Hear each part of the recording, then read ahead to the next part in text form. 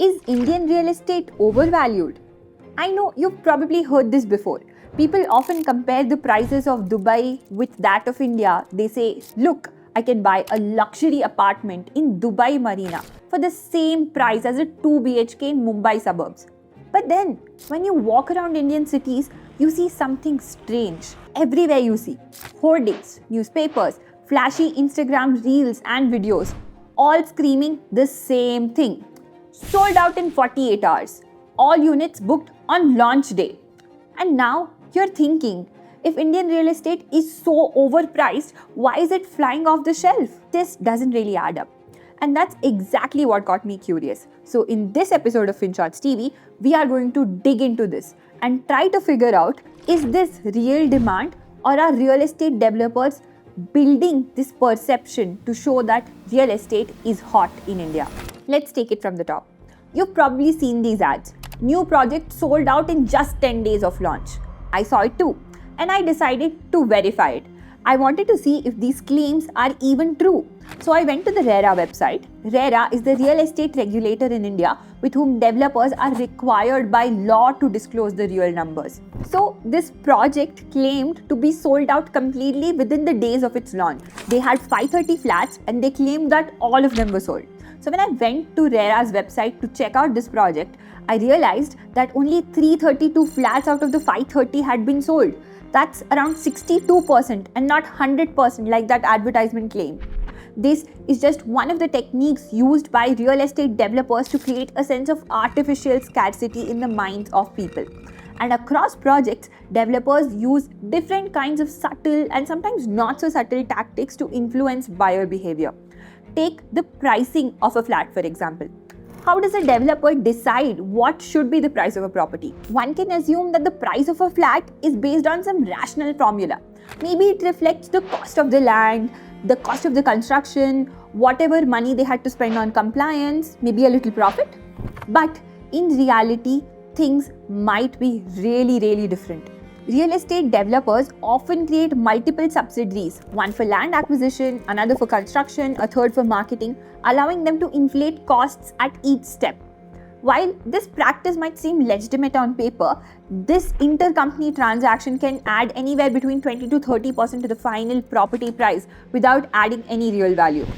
Let me give you an example. Imagine there's a developer called XYZ Private Limited. Instead of buying the land itself, this company floats another company called XYZ Land Holdings. XYZ Land Holdings now purchases the land and sells it to the original company at a higher price. So a plot that was bought for 50 crore rupees is now sold for 70 crore rupees. And it doesn't just stop there. The same developer might float another company called XYZ Constructions to handle the construction side of things. Instead of hiring outside contractors at market rates, the company will award the construction contract to its own firm at inflated prices. Then comes marketing. A new company will be formed called XYZ Promotions, and this company would be tasked with marketing the brand.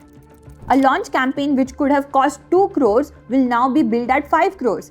And all these inflated costs eventually get baked into the final price of the flat. So this means that by the time this reaches you, which is the final buyer, the price has quietly gone up 20 to 30% without adding any real value. Technically, each company was performing a service and raising invoices.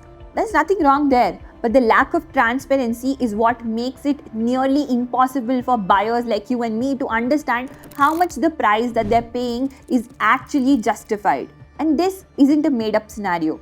A few years ago, investigative journalists found out that Unitech Group, which was once one of India's largest real estate players, was following similar practices. Land was acquired through shell companies, contracts were routed through closely held subsidiaries, and even marketing spends were channeled through internal agencies. Similar practices were also flagged around Amrapali Group, where land parcels were transferred at manipulated prices between different entities within the same group. This also led to a Supreme Court hearing which cancelled their license. Also, this is not the only trick used by developers to build this perception of demand. Often, when a builder launches a new project, they don't reveal the full inventory to the public. Instead, they release just a small batch or units. They call these phases. These early flats are usually sold to brokers, insiders, and investor groups, people who can bulk buy and create the illusion of early demand. News reports show that these entire clusters of units are often bought by investor groups at launch, and only later do they trickle down to the retail market, often at an inflated price or at a markup. Once the first batch is sold out to insiders, the next set of units are released at a higher price. And this is just the tip of the iceberg. There are several other ways in which real estate developers use shoddy techniques or manipulation to build perception among buyers. A lot goes on behind the scenes, from inflated intercompany transactions to limited inventory releases and flashy marketing campaigns. All of it designed to drive one thing: urgency. But here's the thing.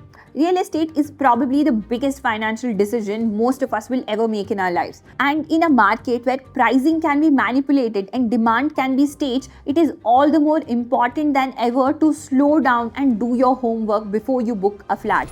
Always check the RERA website to verify how many units are actually sold. Try to compare the price of properties nearby, not just by amenities but also by builder credibility, pricing structure, etc. And most importantly, don't get swayed by urgency-driven ads. Take your time, ask your questions, and understand what you're actually paying for. What are some other tricks used by real estate companies that you have come across? Let us know in the comments. See you on the other side.